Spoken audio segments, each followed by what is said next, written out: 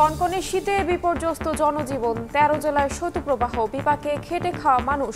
পঞ্চগড়ে তাপমাত্রা নামল ৮-এর ঘরে।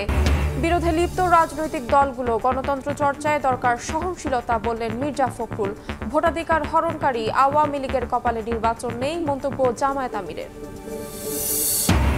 ডাকসু নির্বাচন নিয়ে ছাত্র সংগঠনগুলোর মধ্যে কথার লড়াই, ষড়যন্ত্র রুখে দেওয়ার ঘোষণা বৈষম্য বিরোধীদের। রোডম্যাপ তৈরির কাজ শুরু হয়েছে বললেন উপাচার্য। উপসচিব পদে প্রশাসন ক্যাডারের কোটা থাকায় ক্ষোভ, বৈষম্য নিরসনের দাবি বাকি ২৫ ক্যাডারের কর্মকর্তাদের। পরীক্ষা নিয়ে মেধার ভিত্তিতে পদোন্নতির দাবি।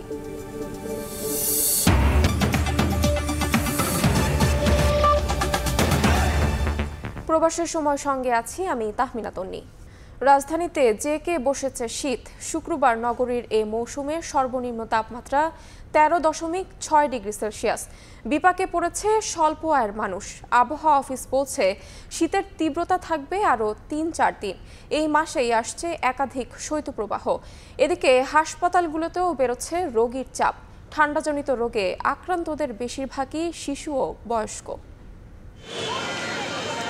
পৌষের হাড় কাঁপানো শীতের দাপট রাজধানী জুড়ে, সঙ্গে বেড়েছে ঘন কুয়াশা। জবুথবু জনজীবনে স্বস্তি ফেরাতে তাই তো খড়কুটো জ্বালিয়ে শীত নিবারণের চেষ্টা। কেউ গায়ে জড়িয়েছেন চাদর, আবার কারো শরীরে একাধিক পোশাক।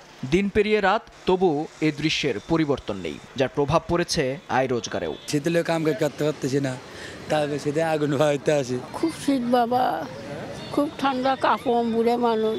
শীত করতেছে, এর লাগে আগুনের কাছে হাত পাটো শেক দিতেছি, একটু গরম হলে ভাই গাড়ির জামু ভাই। শুক্রবার ছুটির দিনে রাজধানীতে এই মৌসুমের সর্বনিম্ন তাপমাত্রা ছিল ১৩.৬ ডিগ্রি সেলসিয়াস। দেখা মেলেনি সূর্যের। এতেই বিপাকে পড়েন খেটে খাওয়া মানুষ। দিনান্তে যাদের পান্তা ফুরোয়, তাদের অবস্থা আরও শোচনীয়। বৃষ্টির মধ্যে পড়েন কি ব্যাপার, কি বৃষ্টি নাকি যে না কুয়াশা পড়তেছে। ঠান্ডালে তো গাড়ি চালাতে না, প্রচুর ঠান্ডা ওরা। আবহাওয়া অফিসেও নেই সুখবর, জানিয়েছে এ অবস্থা থাকবে আরও ৩-৪ দিন। জানুয়ারিতে আসছে আরও কয়েকটি শৈত্যপ্রবাহ। সারা দেশে কোল্ডে কন্ডিশনটা বিরাজ করছে এবং কোল্ডের সঙ্গে সঙ্গে কিন্তু আমি যদি রংপুর বিভাগ, রাজশাহী বিভাগ কিছু অঞ্চলে কোল্ড ওয়েভও বিরাজ করছে। শীতের তীব্রতা বৃদ্ধির সঙ্গে সঙ্গে বাড়ছে উষ্ণ কাপড়ের চাহিদা। রাজধানীর বিপণী বিতান থেকে শুরু করে ফুটপাতের দোকানগুলোতেও ভিড় ক্রেতাদের। বিক্রেতাদের আশা, তাপমাত্রার কমতির দিকে থাকলে বেচাকেনা আরও জমবে।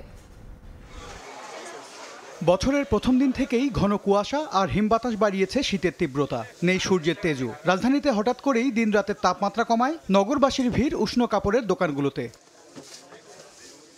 নিউ মার্কেট এলাকার ব্যবসায়ীরা বলছেন, ডিসেম্বরে শীতের কাপড়ের বিক্রি আশানুরূপ না হলেও কয়েকদিনের ব্যবধানে এখন তা ঊর্ধ্বমুখী। সাশ্রয় মূল্যের ভিতরে পাওয়া যায়, এই জন্য আমরা এখানে আসছি কেনাকাটার জন্য ফ্যামিলি নিয়ে। প্রচন্ড পরিমাণ শীত, মানে সিঙ্গেল ড্রেস পরলে সেটা কখনোই পসিবল হচ্ছে না। শৈত্যপ্রবাহের কারণে আপনার হাত মোজা, কানটুপি, মাফলার, ইনার, শীতের যত আইটেম আছে এগুলো আলহামদুলিল্লাহ অনেক ভালো সেল হচ্ছে। ঠান্ডাটা বাড়ার পরে আমাদের কাস্টমারটা অনেক বাড়ছে, আর সাথে সাথে বেচা কেনাটা আগের তুলনায় কিছুটা বাড়তি। আর্থিক সক্ষমতা অনুযায়ী ক্রেতাদের আনাগোনা দেখা গেল ফুটপাতের দোকান ও বিপণী বিতানে। বিশেষ করে সাধ্যের মধ্যে দাম থাকায় কেনা বেচা বেশি ভ্রাম্যমাণ দোকানগুলোতে। সবাই একটু আশা করে যে নিউ মার্কেটে আসলে বা এখানে আসলে একটু রিজনেবল দামে পাবে। আমাদের মতো মধ্যবিত্ত যারা, তাদের জন্য আমার মনে হয় এই মার্কেটগুলাই আমরা মানে প্রিপেয়ার করি আর কি। শীত পড়ছে, আজকে দুদিন ধরে কাস্টমারও বেশি, বেচা কেনাও বেশি। মানভেদে ১৫০ থেকে শুরু করে ৫০০ টাকায় মিলছে জ্যাকেট, হুডি, সোয়েটার সহ শীত নিবারণের নানা অনুষঙ্গ। MS আরিফিন, সময় সংবাদ, ঢাকা। অন্য প্রসঙ্গ, রাজনৈতিক দলগুলো বর্তমানে পরস্পরের সঙ্গে বিরোধে লিপ্ত হয়েছে। সবাইকে সহনশীল থেকে রাজনীতি চর্চা করতে হবে। শুক্রবার সকালে দিনাজপুরে এক অনুষ্ঠানে যোগ দিয়ে এসব কথা বলেন বিএনপির মহাসচিব মির্জা ফখরুল ইসলাম আলমগীর। ভোটাধিকার হরণ সহ ১৬ বছরে আওয়ামী লীগ দেশের অর্থনৈতিক ব্যবস্থা অচল করে দিয়েছে বলে অভিযোগ করেন তিনি। কুয়াশা ভেজা শীতের সকালে দিনাজপুর সরকারি কলেজের অর্থনীতি বিভাগের সুবর্ণ জয়ন্তী ও গুণীজন সম্মাননা অনুষ্ঠানে জড়ো হতে থাকেন প্রাক্তন শিক্ষার্থীরা। অনুষ্ঠানে প্রধান অতিথি হিসেবে উপস্থিত হন কলেজটির প্রাক্তন শিক্ষক বিএনপি মহাসচিব মির্জা ফখরুল ইসলাম আলমগীর। তার আগমন ঘিরে এই অনুষ্ঠানের শুরুতেই জুলাই আগস্টে শহীদদের প্রতি শ্রদ্ধা জানিয়ে ১ মিনিট নীরবতা পালন করা হয়। মির্জা ফখরুল ইসলাম বলেন, ফ্যাসিবাদী আওয়ামী লীগ সরকার বাংলাদেশের অর্থনৈতিক অবস্থা অচল করে দিয়েছে। সমস্ত সম্পদকে লুণ্ঠন করে বিদেশে পাচার করে দেওয়া হয়েছে এবং সেটা একটা টাকা নয়, প্রতি বছর $16 বিলিয়ন পাচার হয়েছে এবং হিসাব করে দেখা যাচ্ছে এই কয়েক 15 বছর প্রায় 280 বিলিয়নের উপরে পাচার হয়ে গেছে। দেশে গণতন্ত্রকে বারবার হত্যা করার চেষ্টা করা হয়েছে, এতে গণতান্ত্রিক যে প্রতিষ্ঠান সেগুলো তৈরি হয়নি বলে মন্তব্য করেছেন বিএনপির মহাসচিব মির্জা ফখরুল ইসলাম আলমগীর। এখানে পর পর গণতন্ত্রকে হত্যা করার চেষ্টা করা হয়েছে, ফলে এখানে ডেমোক্রেটিক ইনস্টিটিউশনগুলো তৈরি হয়নি। আমরা রাজনৈতিক দলগুলো পরস্পরের সঙ্গে বিরোধী লিপ্ত হয়েছি, কিন্তু সহনশীলতার মধ্য দিয়ে গণতন্ত্রকে চর্চা করে আমরা যদি সবাই এগিয়ে যেতে পারি, তাহলে কিন্তু আমরা গণতন্ত্রকে লাভ করতে পারবো, আমাদের অধিকারকে অর্জন করতে পারবো। মির্জা ফখরুল ইসলাম আলমগীর দিনাজপুর সরকারি কলেজে 1972 থেকে 1978 সাল পর্যন্ত অর্থনীতি বিভাগে শিক্ষকতা করেন। রেদওয়ান হিমেল, সময় সংবাদ, দিনাজপুর। অতীতে যারাই ক্ষমতায় এসেছে তারাই দুর্নীতি করেছে, এমন মন্তব্য করেছেন জামায়াতে ইসলামের আমির ডক্টর শফিকুর রহমান। শুক্রবার বিকেলে নাটোরে দলের কর্মী সভায় তিনি আরও বলেন, ভোটাধিকার হরণকারী আওয়ামী লীগের কপালে নির্বাচন নেই। দেশের পট পরিবর্তনে প্রকাশ্য রাজনীতি করার সুযোগে প্রতিটি জনপদ সফর করছেন জামায়াতে ইসলামীর কেন্দ্রীয় নেতারা। এবার উত্তরের জেলা নাটোরে হাজির জামায়াতের আমির ডাক্তার শফিকুর রহমান। শুক্রবার সকালে শহরের NS কলেজ মাঠে কর্মী সভায় অংশ নিয়ে তিনি বলেন, ভোটাধিকার হরণকারী আওয়ামী লীগের কপালে নির্বাচন নেই। নির্বাচন তাদের জন্য যারা দেশবাসীকে ভালোবাসে, নির্বাচন তাদের জন্য যাদের কাছে দেশের প্রতি ইঞ্চি জমি আমানত। এই বিশ্বাস আস্থা যাদের নয়, নির্বাচন তাদের কপালে নয়। পরে বিকেলে জেলা পরিষদ মিলনায়তনে পেশাজীবীদের নিয়ে সুধী সমাবেশে জামায়াতের আমির বলেন, 15 বছরে 2 কোটি ভুয়া ভোটার তৈরি করেছে হাসিনা সরকার। বাংলাদেশ 18 কোটি মানুষের দেশ, এখানে প্রায় 10.5 কোটি বা 11 কোটির মতো ভোটার আছে। অবশ্য এর ভিতরে আওয়ামী লীগ 2 কোটি মানুষকে ফলস ভোটার বানিয়েছে। এদিকে শুক্রবার বিকেলে রাজধানীর ডেমরা থানার কর্মী সম্মেলনে জামায়াত নেতারা বলেন, 71-এর চেতনা বিক্রি করে আওয়ামী লীগ দেশের মানুষকে শোষণ নির্যাতন করেছে, আর চাঁদাবাজ যে দলেরই হোক না কেন তাকে ছাড় দেয়া হবে না বলে হুঁশিয়ারি দেন জামায়াত নেতারা। জুলাই আগস্টে যেমন ভূমিকা রেখেছে, তার কয়েক গুণ ভূমিকা রেখে চাঁদাবাজ দখলদারদের বিরুদ্ধে জীবন বাজি রেখে বাংলাদেশ জামায়াত ইসলামী ভূমিকা রাখবে। 71-এর তকমা লাগিয়েই আমাদেরকে 54 বছর ধরে শোষণ করেছে বাংলাদেশ আওয়ামী লীগ। জরুরি সংস্কার সম্পন্ন করে সুষ্ঠু নির্বাচন আয়োজনে অন্তর্বর্তী সরকারের প্রতি আহ্বান জানান তারা। শাকির আহমেদ, সময় সংবাদ, ঢাকা। আগামী 15 জানুয়ারির মধ্যে নির্বাচনের তারিখ ঘোষণার দাবি জানিয়েছে Bangladesh communist party. July August হত্যাকাণ্ডের দ্রুত বিচার, আহতদের সুচিকিৎসা, নির্বাচনের সুনির্দিষ্ট তারিখ ঘোষণা সহ বিভিন্ন দাবিতে ঢাকা সোহরাওয়ার্দী উদ্যানের সমাবেশে এই দাবি জানান দলটির নেতারা। তারা বলেন, অরাজনৈতিক শক্তি যেন ক্ষমতায় দীর্ঘায়িত করতে না পারে, এজন্য দরকার দ্রুত নির্বাচন।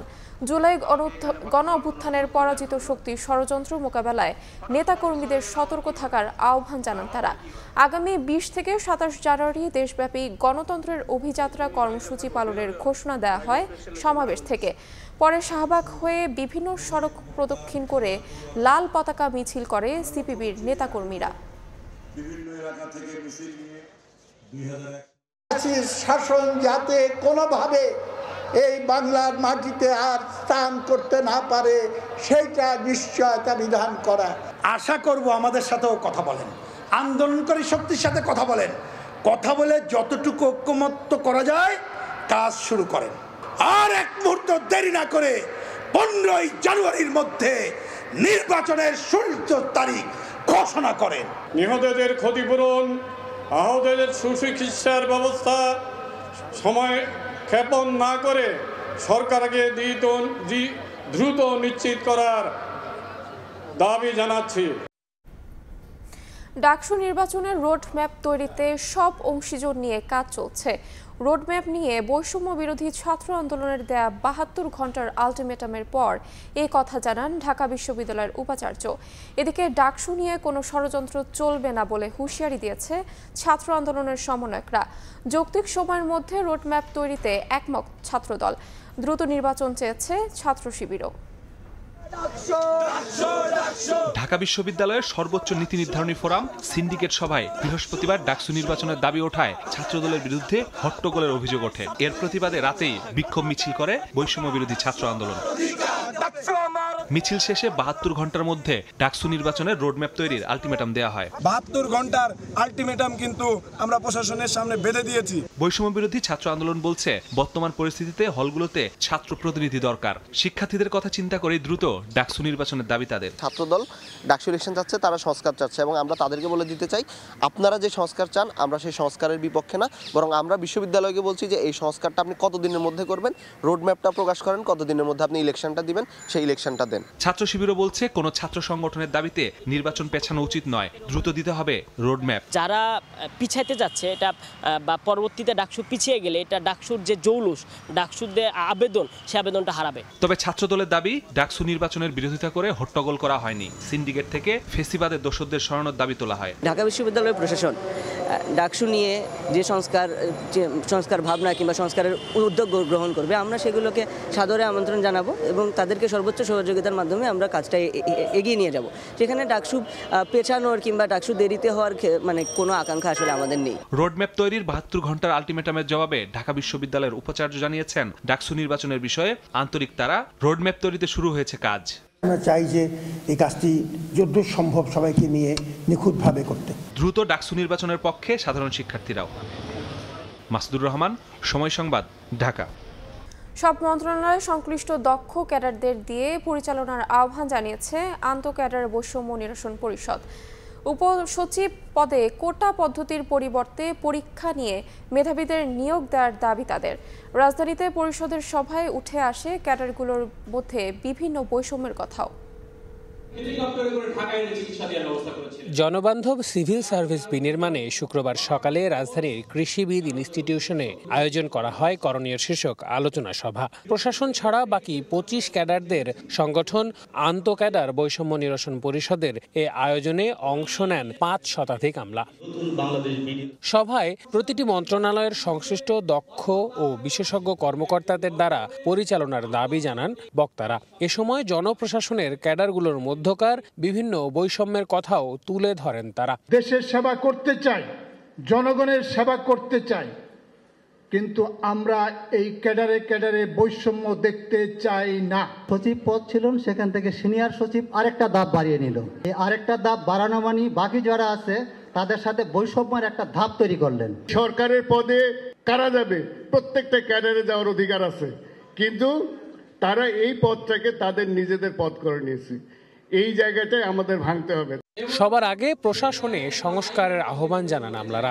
এ দাবি আদায়ে সরকারের বিরুদ্ধে তারা কোনো আন্দোলনে যাবেন না বলেও উল্লেখ করেন। বিভিন্ন প্রকল্পের নামে বিদেশে প্রতিনিধি দল পাঠানোর সমালোচনা করে ব্যাচ ভিত্তিক পদোন্নতি এবং সুযোগ সুবিধা নিশ্চিত করতে সরকারকে পদক্ষেপ নিতে বলেন তারা। রাষ্ট্রীয় সরকারে যদি টাকাগুলো আমাকে সঠিকভাবে খরচ করতে হয়, তাহলে কিন্তু আমাদের প্রতিটা ক্ষেত্রেই জবাবদিহিতা নিশ্চিত করতে হবে। খতিয়ে দেখতে দেখতে, তলিয়ে দেখতে দেখতে 12 মাসের 9 মাস শেষ হয়ে যায়।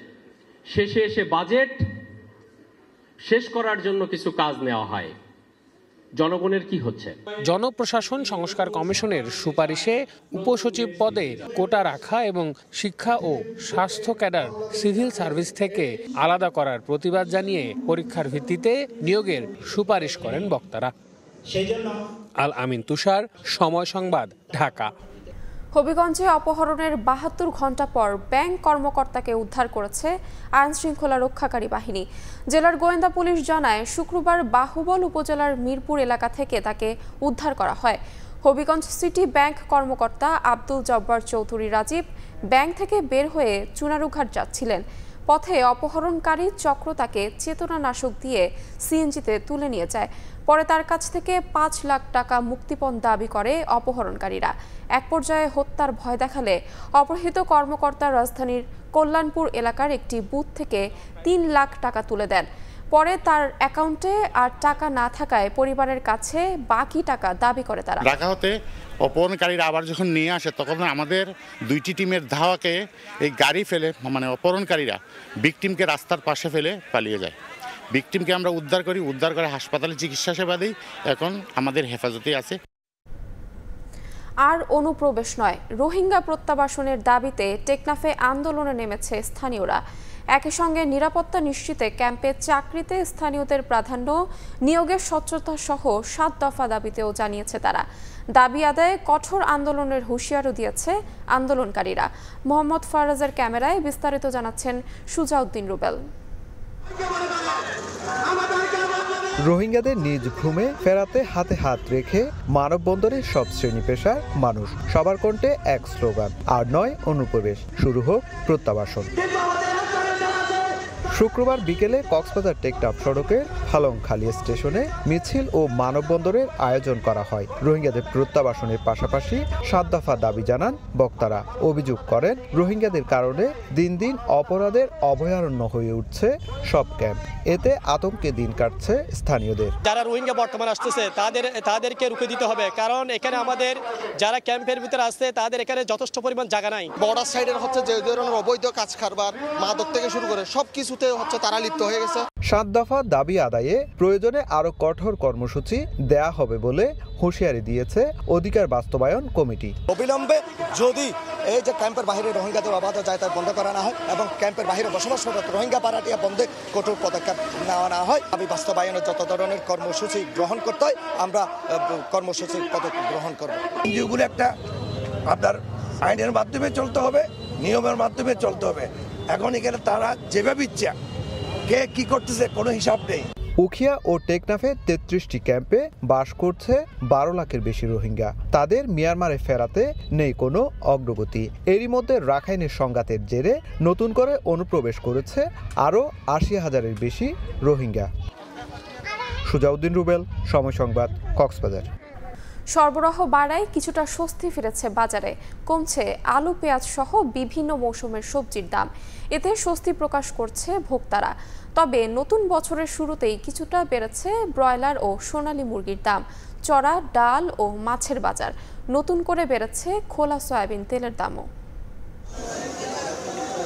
বাজারে শীতকালীন সবজির এমন ভরপুর অবস্থায় বলে দেয় সরবরাহ পরিস্থিতি, দামও কমতির দিকে। সবজির দামটা একটু কমছে, 1 মাসের ব্যবধানে অর্ধেক দাম নেমে গেছে সবজির দাম। শুক্রবার সকালে রাজধানীর কারওয়ান বাজার ঘুরে দেখা যায় এক একটি ফুলকপি ও বাঁধাকপি পাওয়া যাচ্ছে 20 থেকে 25 টাকায়। এছাড়া কেজি প্রতি সিম 40 টাকা, মূলা 20 থেকে 25 টাকা, টমেটো 50 থেকে 60 আর আলু পাওয়া যাচ্ছে 40 টাকায়। কমেছে কাঁচা মরিচের দামও, যদিও 2 দিনের ব্যবধানে কিছুটা বেড়েছে পেঁয়াজের দাম। এগুলো কমন সবজি, সেগুলো একটু দাম কম, কিন্তু একটু রেয়ার যেগুলো সেগুলোর দাম বেশি। সবজি বিক্রেতারাও বলছেন চাহিদা মতো সরবরাহ পাওয়ায় দাম কমিয়ে বিক্রি করতে পারছেন তারা। বাজারে সবজি আমদানি বেশি, মানে দামও কম। সিম 20 থেকে শুরু করে 50 টাকা পর্যন্ত, বেগুন আপনার 30 থেকে শুরু করে 60 টাকা পর্যন্ত। তবে মাছ ও মুরগির বাজারে গিয়ে কিছুটা অস্বস্তিতে পড়ছেন ভোক্তা, বেড়েছে চালের দামও। গত সপ্তাহে যে রুই বেচে 300 টাকা কেজি, এই সপ্তাহে 320-30। 15-20 দিন ধরে চালের দাম শুধু বাড়তে আছে। আজকে ব্রয়লার মুরগি বিক্রি করতেছি 200 থেকে 210 টাকা, পাকিস্তানি সোনালী বিক্রি করতেছি 340 থেকে 350 টাকা। এদিকে সপ্তাহ ব্যবধানে খোলা সয়াবিন তেল লিটারে বেড়েছে 3 থেকে 4 টাকা। মূল্যবৃদ্ধির জন্য সিন্ডিকেটকে দুষছেন খুচরা বিক্রেতারা। অধিক পরিমাণ চাহিদা হওয়ার কারণে এক ধরনের অসাধু ব্যবসায়ীরা তার সিন্ডিকেটের মাধ্যমে তেলটা সরবরাহ কম দিয়ে মানে বাজার একটু ঘাটতি সৃষ্টি করে দিয়েছে। ফরহাদুর রহমান, সময় সংবাদ, ঢাকা। ভ্যাট হার কমানোর সিদ্ধান্তে মধ্যবিত্তদের জীবনযাত্রার ব্যয় বাড়াবে আরেক দফা। এই ব্যয় বা মূল্যস্ফীতি কমাতে নেওয়া মূল্যনীতির বাস্তবায়ন সফল হচ্ছে না বলে মনে করেন অর্থনীতিবিদ ও শ্বেতপত্র কমিটির প্রধান ডক্টর দেবপ্রিয় ভট্টাচার্য। বলেন, নজর দিতে হবে বাজার ব্যবস্থাপনায়। দক্ষিণ এশিয়ার দেশগুলোর মধ্যে সর্বোচ্চ মূল্যস্ফীতির চাপে বাংলাদেশ। দুর্নীতিকে নীতি বানানো বিগত সরকারের পতন হলেও জীবনযাত্রার ব্যয় একটুও কমেনি। জিনিসপত্রের দামের উত্তাপে পুড়ছে ক্রেতাদের হাত। এরই মাঝে উদ্যোগ ভ্যাটের হার বাড়ানো। নতুন গভর্নর সুদের হার বাড়িয়ে মূল্যস্ফীতি নিয়ন্ত্রণ করতে চাইছেন। উদ্দেশ্য টাকার সরবরাহ কমিয়ে সংকোচনমুখী মুদ্রানীতি বাস্তবায়ন। তবে সফলতা না আসার কারণ জানালেন অর্থনীতিবিদ দেবপ্রিয় ভট্টাচার্য। সরকার মুদ্রানীতি যেরকমভাবে কার্যকরভাবে আরোপ করছে, সেটার সামগ্রিক সুফল বাজারের থেকে সে নিতে পারছে না। বাজারের সরবরাহ ব্যবস্থা, আমদানি, এর পাশাপাশি সরকারের পক্ষ থেকে যে টিসিবির মাধ্যমে পণ্য বিতরণের ব্যবস্থা করা হয়েছে তাকে আরও সম্প্রসারিত করা এবং একইভাবে যে ভাতাগুলো গরিব মানুষ পেত, সেগুলো অনেক ক্ষেত্রেই সুষ্ঠুভাবে বিতরণ হচ্ছে না। অর্থনীতির শ্বেতপত্র বলছে এসব কর্মসূচির সুবিধাভোগীর প্রায় অর্ধেকই ভুয়া। এর তালিকা সংস্কারের পরামর্শ এসেছে। অন্যদিকে ব্যাংকে তারল্য সংকট নিরসনে ছাপানো 22,500 কোটি টাকা মূল্যস্ফীতিকে উস্কে দিবে কিনা প্রশ্ন ছিল দেবপ্রিয়র কাছে। যেহেতু সরকার চায় না যে ব্যাংকগুলো দেউলিয়া হয়ে যাক, তাহলে সেই সরকারের পক্ষ থেকে বাধ্য হয়ে দ্বিতীয় সঠিক পদক্ষেপ হিসেবে টাকা ছাপিয়ে উনি এটা দিয়েছে।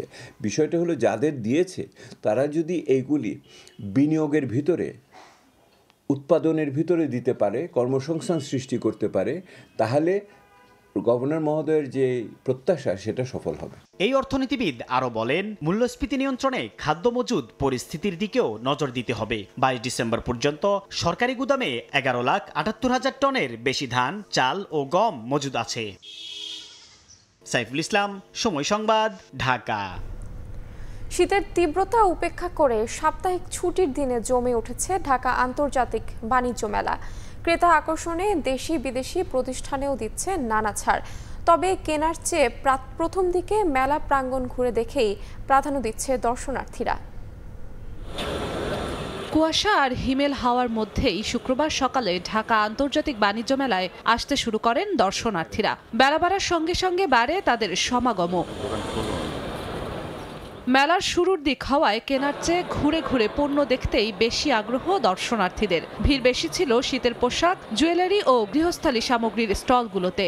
আমাদের দেশীয় পণ্যগুলো একটু পরিচিতি লাভ করুক। আমি মেলা থেকে দূরবীন কিনেছি। এই পরিমাণ কাস্টমার আশা করছি ঢাকা ইন্টারন্যাশনাল ট্রেড ফেয়ার উপলক্ষে সেই পরিমাণ কাস্টমার আমাদের এখানে নেই। মেলার পজিশনটা আজকে থেকে বোঝা যাবে যে বেচা বিক্রি কোন পর্যায়ে। দেশি বিদেশি ক্রেতাদের আকৃষ্ট করতে নানা ছাড়ে পণ্যের পসরা সাজিয়েছে স্টলগুলো। প্রতি বছরের ন্যায় এবার 20% ডিসকাউন্ট দিচ্ছি আমরা ননস্টিকে। বেশ কিছু আমরা শেয়ার এখান থেকে সেল করব ইনশাআল্লাহ। এবারের মেলায় স্থান পেয়েছে জুলাই চত্বর, তারুণ্যের প্যাভিলিয়ন। এছাড়া অন্য আকর্ষণীয় জায়গাগুলো ঘুরে দেখতে ব্যস্ত সব বয়সী দর্শনার্থীরা। ফুল ফ্যামিলি এসেছি, মামি শাশুড়ি, তারপর হচ্ছে 2 জা, বাচ্চা কাচ্চা, হাজবেন্ড, সবাই মিলে আসলাম। খেলনা কিনবো, গাড়ি কিনবো, বেলুন কিনবো, অনেক কিছু কিনবো। দেশি বিদেশি 362টি স্টল ও প্যাভিলিয়ন অংশ নিয়েছে এবারের মেলায়। জিনাতারা যশোয়া, সময় সংবাদ, ঢাকা। নতুন বছরের প্রথম ছুটির দিনে জনসমুদ্র কক্সবাজার সৈকত। শীত উপেক্ষা করেই সমুদ্র স্নানে মেতে ওঠে পর্যটকরা। সাগরে গা ভেজানোর পাশাপাশি বিভিন্ন রাইড উপভোগ করেন তারা। নিরাপত্তার স্বার্থে নির্দেশনা মেনে চলার পরামর্শ লাইফ গার্ড সংস্থা ও ট্যুরিস্ট পুলিশের। কুয়াশা আর খনখনে শীতের মাঝেও থেমে নেই সমুদ্র স্নান। দেশের নানা প্রান্ত থেকে আসা ভ্রমণ পিপাসুরা বালিয়াড়ি পেরিয়ে নেমে পড়েছেন নোনা জলে। পর্যটকদের বিনোদনে সৈকতে থেমে নেই অন্যান্য স্বাভাবিক কার্যক্রম। ঘোড়ায় চড়ে কিংবা বিচ বাইকে করে সমুদ্র দর্শন করছেন কেউ কেউ। বাদ নেই প্রিয়জনের সঙ্গে ছবি তোলাও। সমুদ্র তীরে স্বজনদের সঙ্গে সাপ্তাহিক ছুটির দিন কাটাতে পারায় খুশি দর্শনার্থীরা। উপরে উঠলে শীতটা বেশি লাগে, পানিতে নামলে শীতটা লাগে না, এটাই এনজয়, মজা করতেছি পানিতে। বেশি ঠান্ডা নাই সমুদ্রের পাড়ে, এখন ভালোই লাগতেছে। মনে হচ্ছে যে নামবো না, কিন্তু সবার দেখা দেখে মনে হচ্ছে যে না একটু নেমে আসি, বেড়া আসি। এক্সামটা শেষ হয়েছে তখন আমরা এখন ঘুরতে এসেছি, বাচ্চা কাচ্চা নিয়ে আসছি, অনেক এনজয়েবল করেছি।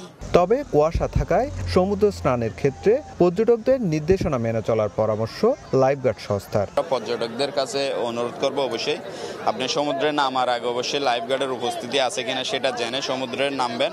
পর্যটন সংশ্লিষ্টরা জানিয়েছেন গত 15 দিনে কক্সবাজার ভ্রমণ করেছে 15 থেকে 20 লাখ মানুষ।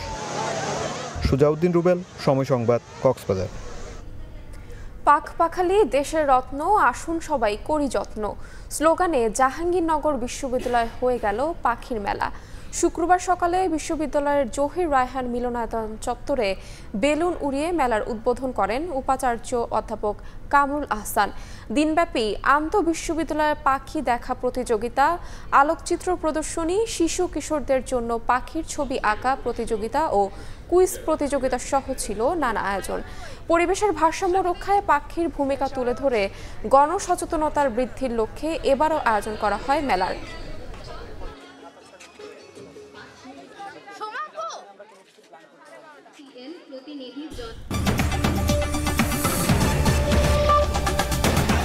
এ ছিল প্রবাসের সময়ে, সঙ্গে থাকুন সময়ের।